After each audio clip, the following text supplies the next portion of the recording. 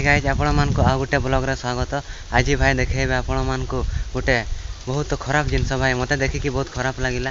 आम गाँ जंगल रे पूरा निया लगे करी पूरा गछ गुड़ाकर अवस्था केमती हो जाइए आपण मैंने देखले निहाती बहुत दुख लगे भाई। एटा थिबा जीव जंतु गछ लता वृक्ष केमिति तांकर अवस्था होइथिबा भाई आपण माने ही देखिबे। भाई देखंतु गछ गुड़ाक किछि अवस्था नहीं, देखंतु पूरा निया लगे करी पूरा अवस्था पूरा ढिला हो जाइए भाई। देखंतु एटारे थिबा केते पशु पक्षी जीव जंतु केमती तांकर अवस्था हो जाइथिबो देखंतु भाई।